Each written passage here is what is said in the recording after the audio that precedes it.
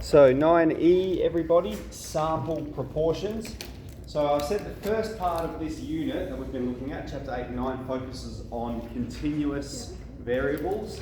And today we're transitioning to look at some of the discrete variables. A pretty straightforward exercise. So we're going to be calculating what we call sample proportions. And then following that in 9F, we're doing the confidence intervals, but for sample proportions as well.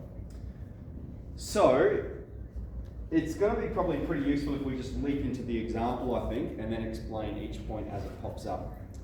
So we have a sample of 10 people finds 3 people have blue eyes, okay? So that means our observed value of what we call p hat, that's the sample proportion, is 3 out of 10, okay? Or 0.3. And so, based off this sample, maybe that indicates to us the value of P without a hat, which is the population proportion. Okay, so remember how we have mean and X bar.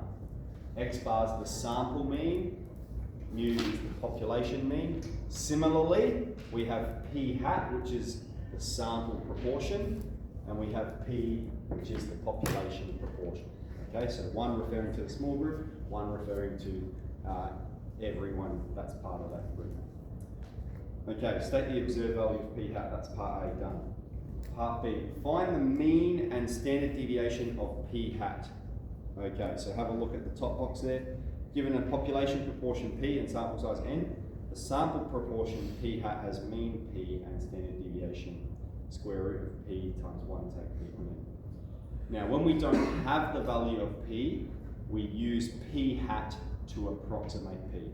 So if you're not given P, use P hat. If you're given P, then P trumps P hat, just as the mean trumps X bar.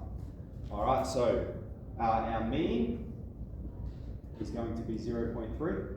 That's the value of P. And our standard deviation is going to be the square root of P times Q. Remember, 1 take P, that's the inverse probability, the probability of not having blue eyes. So we have 0.3 people have blue eyes, and we have 0.7 people. We're not stating what colour eyes they have, we're just saying that they don't have blue eyes. All right? P times Q on top of N, we have 10 people.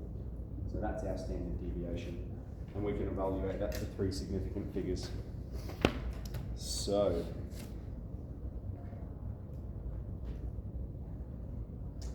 divided by 10. 0.1449.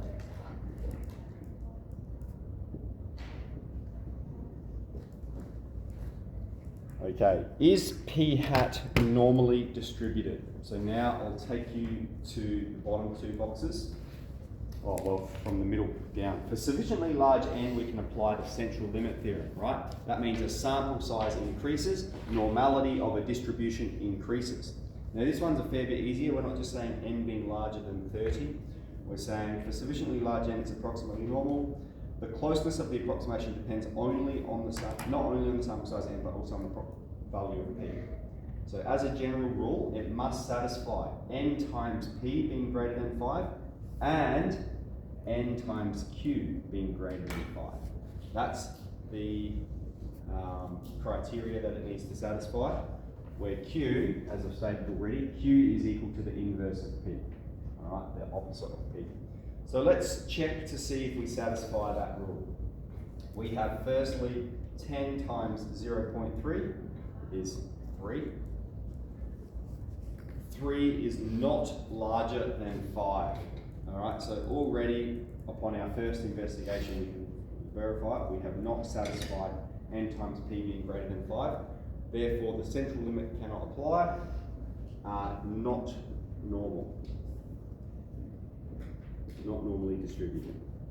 We would need a larger sample size to apply the central limit theorem. If you were to investigate the N times Q, we're going to have 10 times 0.7, which is 7. And so N times Q satisfies it. But really, it's not like you need to investigate both. Rather, you just need to investigate which one is smallest. Okay, so here P is smaller, and so we can check N times P gives us a value that's less than 5, so it's not normal. So that's what we're doing in exercise 9E. Looks okay. Let's get straight into it.